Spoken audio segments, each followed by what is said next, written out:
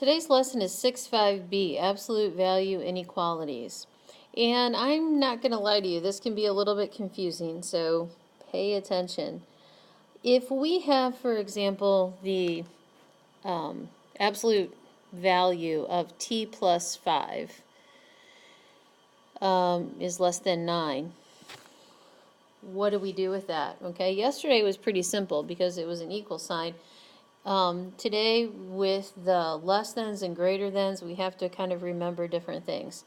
I mean, first of all, we want to look at this less than symbol there. And if there is a less than symbol there, then what that is saying is we're going to solve this as an and. Okay? So let's go ahead and do it. We'll have t plus 5 is less than 9 as being one possibility.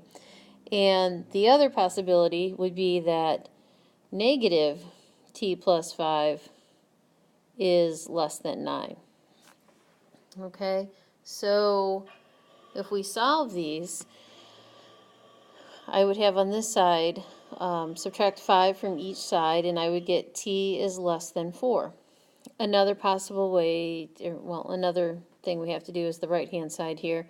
So I would probably want to get rid of the negative sign by multiplying both sides by -1. If I multiply both sides by -1, then I'll end up with t plus 5 over here. And because I multiplied by a -1, I have to switch the direction of the inequality symbol and multiply the 9 by -1 and get a -9. Okay, then I could go ahead and solve. Okay, and it's t is greater than -14. So that would be the way I would have to solve that.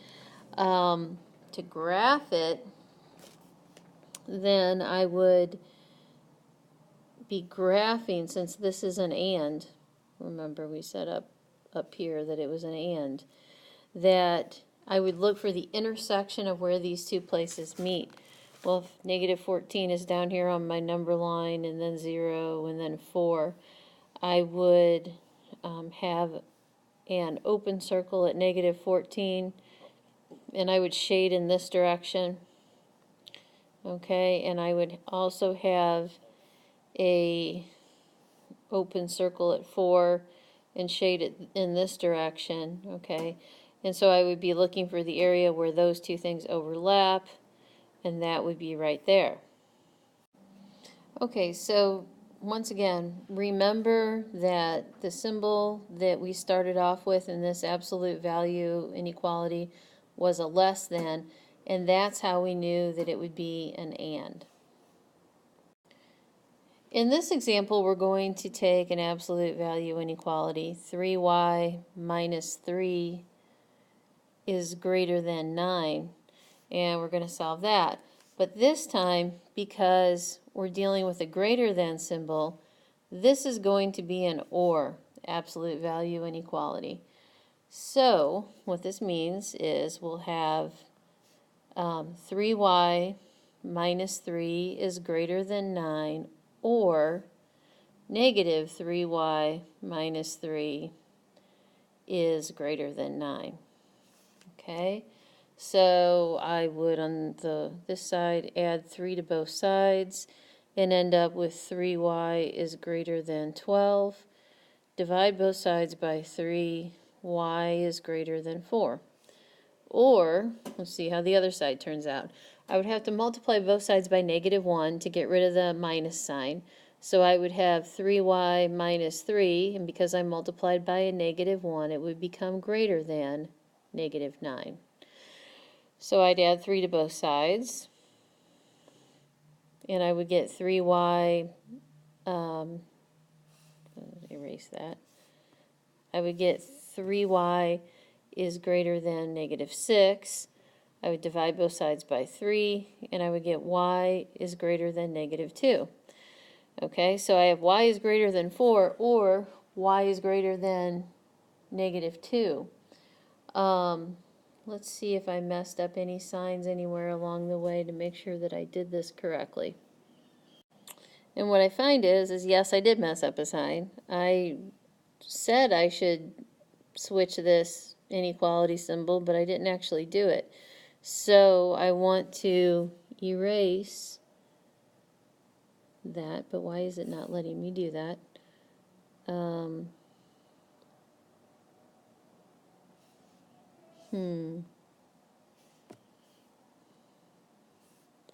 Okay, well, it won't let me erase this symbol. Well, I don't want that symbol there. I'm just going to have to write over it because it won't let me erase it. This should be a less than sign. This should be a less than sign. And this should be a less than sign. And remember, this is all because I multiplied in the first step by a -1 to get rid of the negative sign in front of my parentheses. So this should be y is greater than 4 or y is less than -2. When I go to graph it now, when I do my number line, I have to remember this is an or, so I'm going to shade both of these areas. So -2, 0, 4, I'm going to shade y is greater than y is greater than +4, and y is less than -2. Okay, next step. Next step is how do I go from a graph to writing the absolute value inequality that matches that graph? So if I were to have a number line, once again, and -2 and 2, and I had open circles at each place, and the graph was shaded in between these two, how would I come up with the absolute value inequality for that? Okay, well, first of all, I know that because it looks this way, because it's 2 points with the shading in the middle, that this is going to be an and.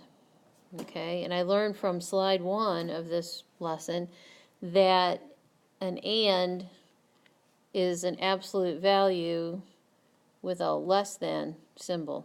Okay, so I know, first of all, I know that that's the basic format of what it'll look like. Then I go back to what we learned yesterday when we were talking about equations. We would look for the number that is exactly in the middle between -2 and 2, and of course that would be 0, okay? And that's what would go here in the middle, x minus 0. And then the next step would be we would look at the distance between the center point and our numbers, and that would be 2. Okay, so I'll rewrite this. I don't really need to put -0 in the middle. X minus 0 is the same thing as x. So this one would turn out to be x in absolute values is less than 2. Okay, let's do one more of these where we go from the graph to the absolute value inequality. Okay, this time we're going to pick one that looks a little bit different. We're going to pick one that has 0 on it and 8. And we have, in this example, open circle at 0, shading in this direction, and open circle at 8, and the shading in that direction. Okay, well, when we look at that, we right away, we say that's got to be an or. Okay, when we have two separate areas like that. And an or, when we do absolute value inequalities, means that we're going to use the greater than symbol. So we also need to find what's the midpoint between 0 and 8. And if we look at that, of course, that would be 4. That would be the number in the middle. And we know that the distance from 4 to 8 is 4. And of course, also from 0 to 4 is 4. All right, so let's put it in absolute values. We would have x minus 4, and then the greater than symbol, and this would also be 4. Okay, this 4 comes from that number right there, and this 4 comes from that number right there.